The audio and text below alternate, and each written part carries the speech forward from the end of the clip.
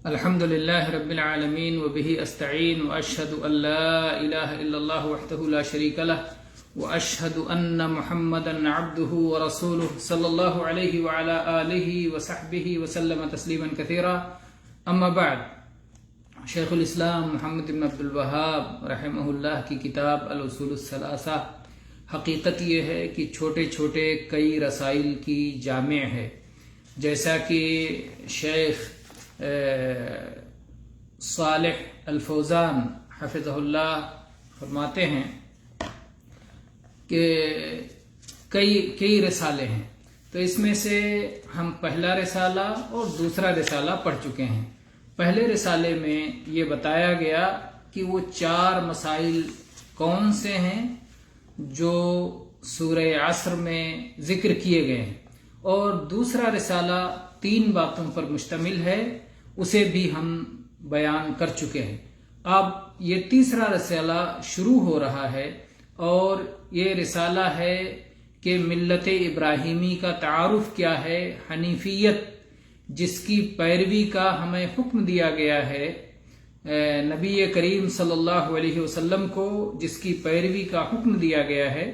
سورہ نحل کی آیت نمبر 123 میں اللہ تعالیٰ نے فرمایا ثم اوحینا الیک ان اتبع ملت ابراہیم حنیفا، پھر ہم نے آپ کی جانب یہ وحی فرمائی کہ آپ ابراہیم علیہ السلام کی ملت کی پیروی کیجئے جو حنیف تھے، ہر طرف سے کٹ کر یکسو ہو گئے تھے اللہ کی طرف.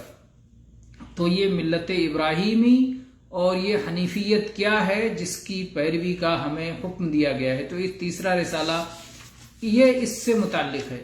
اس میں شیخ الاسلام محمد بن عبد الوہاب رحمہ اللہ فرماتے ہیں اعلم ارشدک اللہ لطاعتہ ان الحنیفیت ملت ابراہیم علیہ السلام ان تعبد اللہ وحدہ مخلصا لہ الدین.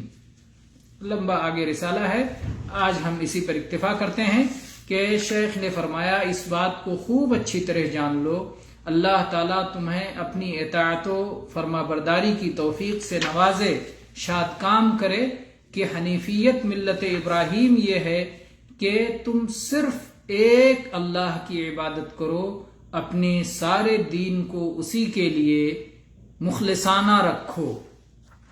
تو شیخ نے، جیسا کہ شیخ کا طریقہ ہے کہ اعلم، اس بات کو خوب اچھی طرح جان لو، اس کے بعد کہتے ہیں دعا دیتے ہیں جس تک یہ رسالہ پہنچے، جس تک یہ خط پہنچے، جس تک شیخ کی یہ کتاب پہنچے، یہ کلمات پہنچے، اس کے لیے ہمدردی اور نصح رکھتے ہوئے شیخ اس کے لیے دعاگو ہوتے ہیں اور کہتے ہیں ارشدک اللہ لطاعتہ، اللہ تعالیٰ تمہیں اپنی اطاعت و فرما برداری کی توفیق سے نوازے.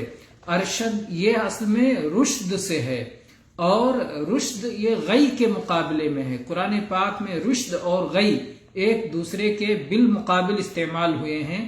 جیسا کہ یہود کے تعلق سے اللہ تعالیٰ نے فرمایا وَإِن يَرَوْا سَبِيلَ الرُّشْدِ لَا يَتَّخِذُوهُ سَبِيلًا، کہ یہود اگر کوئی رشد اور ہدایت کا طریقہ دیکھتے ہیں تو اسے اپنی راہ نہیں بناتے. وَإِن يَرَوْا سَبِيلَ الْغَيِّ يَتَّخِذُوهُ سَبِيلًا، اور جب وہ کجی، انحراف اور گمراہی کا راستہ دیکھتے ہیں تو پھر اسے اپنی راہ بنا لیتے ہیں. اسی طرح سے قرآن پاک میں سورہ بقرہ کی آیت نمبر 256 میں اللہ تعالیٰ نے ارشاد فرمایا قَدْ تَبَيَّنَ الرُّشْدُ مِنَ الْغَيِّ، کہ ایک جانب رشد ہے اور دوسری جانب غی ہے، ایک دوسرے کے مقابل ہیں اور دونوں واضح ہو چکی ہے. قرآن پاک کے ذریعے سے، رسول اللہ صلی اللہ علیہ وسلم کی آمد کے ذریعے سے دونوں چیزیں کھل کر واضح ہو چکی ہیں کہ رشد کیا ہے اور غی کیا ہے، ہدایت کیا ہے اور گمراہی کیا ہے، انحراف اور کجروی کیا ہے اور استقامت اور صحیح اور درست روش کیا ہے، یہ واضح ہو چکا ہے. تو شیخ فرماتے ہیں کہ ارشاد ارشدک اللہ لطاعتہ، اللہ تعالیٰ تمہیں اپنی اطاعت کا رشد عطا فرمائے. تو رشد کا معنی ہے صحیح راستے کی رہنمائی اور علم نافع اور عمل صالح کی توفیق. تو یہ بہت بڑی دعا ہے جو شیخ اپنے طالب علم کو دے رہے ہیں اور جس شخص کو یہ سعادت نصیب ہو جائے، جس شخص کے حق میں یہ دعا قبول ہو جائے، یقیناً یہ بڑی خوش بختی کی بات ہوگی کہ اللہ تعالیٰ کا فرما بردار بن کر وہ دنیا اور آخرت ہر جگہ سرخ روئی پائے گا۔ اور اللہ کی اطاعت کیسے ہوتی ہے؟ ظاہر ہے کہ اس کے حکموں کی تعمیل کر کے اور اس کی روکی ہوئی چیزوں سے رک کر کے اللہ تعالیٰ کی اطاعت کی تکمیل ہوتی ہے، پیروی ہوتی ہے۔ اللہ کی اطاعت یعنی جو اللہ کی مراد ہے، اس مراد میں ہم اللہ کے موافق ہو جائیں، یہی اطاعت ہے۔ تو مراد کبھی فعل ہوتا ہے، فعل مأمور، اور یہ مراد کبھی ہوتا ہے ترک محظور، یعنی ایک کام جسے ہمیں کرنا ہے اور ایک حرکت جسے ہمیں چھوڑنی ہے۔ تو کوئی بھی کیا جانے والا کام یا چھوڑا جانے والا کام، چاہے فعل ہو چاہے ترک ہو، یہ سب کے سب اطاعت میں داخل ہے۔ تو شیخ یہ دعا دیتے ہیں کہ اللہ تعالیٰ تمہیں اپنی اطاعت کی سعادت نصیب کرے۔ اعلم ارشدک اللہ لطاعتہ، تو جو شخص اللہ کی اطاعت کرنا چاہتا ہے اور اس کے ذریعے سے دنیا اور آخرت کی سعادت حاصل کرنا چاہتا ہے تو وہ اس کو خوب اچھی طرح جان لے، سیکھ لے۔ کیا سیکھ لے؟ ان الحنیفیۃ ملت ابراہیم، کہ ابراہیم علیہ السلام کی ملت جو ملت حنیفی ہے وہ یہ ہے ان تعبد اللہ وحدہ مخلصا لہ الدین، کہ تم صرف ایک اللہ کی عبادت کرو اور اپنی تمام عبادت کو اس کے لیے مخلصانہ طور پر انجام دو۔ انشاءاللہ ہم اس کی شرح اگلے درس میں کریں گے۔ وآخر دعوانا ان الحمد للہ رب العالمین وصلی اللہ علی نبینا وسلم۔